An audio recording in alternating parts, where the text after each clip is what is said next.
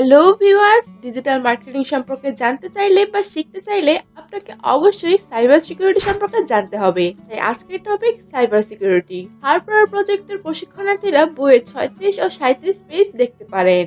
প্রথম আইসিটি সম্পর্কিত আইন 2006 সালে প্রণীত হয়। বাংলাদেশের তথ্য ও ডিজিটাল নিরাপত্তা আইনের মধ্যে 2006 সালের ও 2018 সালের দুটি আইন বেশি গুরুত্বপূর্ণ। 2006 সালের আইনের প্রধান উদ্দেশ্যই ছিল ইলেকট্রনিক যোগাযোগ, ডিজিটাল লেনদেন এবং অনলাইনের কার্যক্রম নিয়ন্ত্রণ ও শাসন করা। এই আইসিটি আইনে বিভিন্ন সাইবার ক্রাইমকে সংজ্ঞায়িত এবং চিহ্নিত করা হয়েছে। কম্পিউটারে অননুমোদিত অ্যাক্সেস, হ্যাকিং, আক্রমণাত্মক ও মিথ্যা তথ্য ছড়ানো, কম্পিউটার ডাটা নষ্ট করা এবং পরিচয় চুরি করা উল্লেখযোগ্য।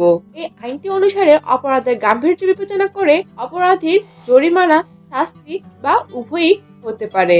এই আইনে ইলেকট্রনিক স্বাক্ষরকে গুরুত্ব দেওয়া হয়েছে। ইলেকট্রনিক স্বাক্ষর হলো ইলেকট্রনিক আকারে কোনো উপাত্ত যা স্বাক্ষরদাতার সাথে অনন্যরূপে সংযুক্ত এবং স্বাক্ষরদাতাকে শনাক্তকরণে সক্ষম। এটি স্বাক্ষরদাতার নিয়ন্ত্রণ বজায় থাকে এমন নিরাপদ পন্থায় সৃষ্টি হয়।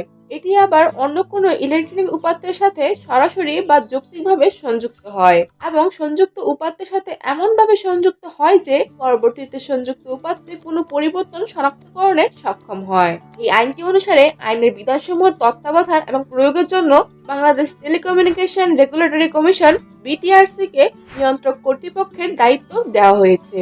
সময়ের ব্যবধানে আইন সংশোধন, পরিবর্তন বা প্রতিস্থাপন হয়ে থাকে।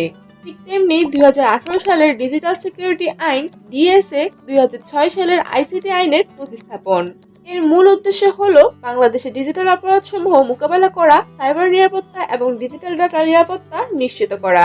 ডিজিটাল সিকিউরিটি অ্যাক্টের অন্তর্গত সাইবার ক্রাইমগুলো হলো প্রোপাগান্ডা ছড়ানো, ঘৃণা ছড়ানো, ব্যক্তি বা রাষ্ট্রের মানহানি করা, ধর্মীয় অনুভূতিতে আঘাত করা এবং সংবেদনশীল তথ্যে অননুমোদিত অ্যাক্সেস। সমালোচকরা এই আইনের সমালোচনাও করে এই বলে যে এই আইনে এমন বিধান আছে যার কারণে মত প্রকাশের স্বাধীনতা বাধা পেতে পারে।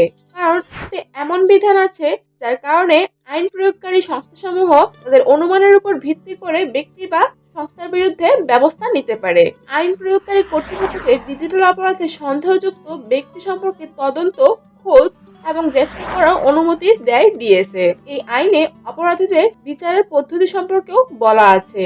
গোপনীয়তা এবং নজরদারি সম্পর্কে উদ্বেগ উত্থাপন করে ডিএসএ আইন প্রয়োগকারী সংস্থাগুলোকে নির্দিষ্ট পরিস্থিতিতে ডিজিটাল কমিউনিকেশনে বাধা এবং পর্যবেক্ষণ করতে দেয়। এই হলো মোটামুটির উপর ধারণা। যদি আপনারা এই আইনগুলো সম্পর্কে আরো জানতে চান তবে কমেন্টে জানান। আমি এই বিষয়ে অবশ্যই অধিক তথ্য জানতে এবং জানাতে ইচ্ছুক। ভিডিওটি ভালো লাগলে লাইক করবেন আর ভালো না লাগলে ডিসলাইক করবেন।